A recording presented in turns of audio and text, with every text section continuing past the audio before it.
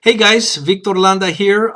Interesting stories that I came across on the interwebs during the day, and I wanted to share them with you. These are not stories that we necessarily would post on News Taco, but interesting nonetheless. Some of them are quirky, some of them kind of sad, some of them interesting, good ideas. As always, after I post this video, I will also post the links below the video so you can go to it directly and read them yourselves. Interesting story out of California. There is a new 14-member panel that's going to hold the key to minority political power in its hands. This is a citizen panel with 3 Latinos in it, 3 out of 14 in California. And their task is to draw the voting districts for Congress, for state rep, for state senators, all the voting districts in California. The tracing of those districts after the decennial census, like it's going to happen across the country, is going to be left up to citizen panels, which I think is a wonderful idea. I wish they would do that here in Texas and other states in the union where the tracing of new congressional districts and voting districts is going to be left up to the state legislature. And we know the mess that that can turn into. It's going to be more palace intrigue, backroom dealings, horse trading. That's going to have little to do with voting rights and voter equity, but more turf protection among the incumbents and those that are already in power. So you can read about what's going on in California. Novel idea. The Mexican government is putting its heritage online. It's calling it the Biblioteca Digital Mexicana, and you can search and analyze various documents going back from pre-Hispanic days all the way to modern times. The documents available range from the years 500 to 1949.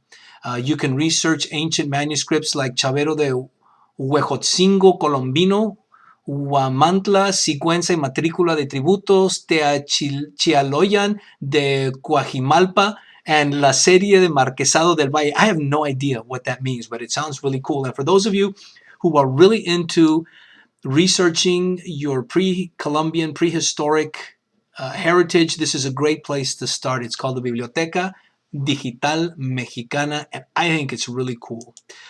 Hispanic seniors are less likely to be immunized against flu and pneumonia, according to a study by the RAND Corporation. Researchers found that Hispanic seniors who prefer speaking Spanish and live in linguistically isolated communities such as the Southeast and are newer immigrants and are going to newer immigrant destinations are least likely to be immunized. This is why this is important. Number one, it speaks to the needs of the Latino diaspora as the Latino community is moving out of the Southwest and West states and moving more towards the Southeast and places in between. There is a need to put into place infrastructure that wasn't there before to serve these communities. Big bone of contention. Why do we have to serve these communities that are coming into our town? Well, basically because it's a public health problem. If you are not providing services in Spanish, elderly Spanish speakers will be infected with, say, the flu or pneumonia, and those viruses are going to spread throughout your community. It just makes sense to spend a little bit of money so that people are properly informed and they can become immunized and they don't get the flu and it doesn't spread through your community. And at the same time, these new immigrants are coming into your town and they're keeping your cost of living down. Think of your salads, think of your daycare, think of all of the services that new Latino immigrants are providing when they come into your community and keeping your comfortable standard of living at a place where you like it. In exchange, provide them a little information in Spanish so the elderly don't get the flu. I think it's a win-win situation. And finally, this is sad, but I wanted to bring it to your attention. This was reported in the Montreal Gazette, but apparently a man in New York, a 22-year-old Hispanic male, died in a tortilla mixing machine. What more can you say? Police say they did not suspect foul play. They believe it was an accident. New York Post quoted investigators saying the victim was sucked in while trying to retrieve something he dropped into the tortilla machine. This happened on Monday, approximately 2:30. Interesting stories of things that happen, the perils of working in our society. Es todo. I'll catch you guys next time. Se portan bien. Read. See you later.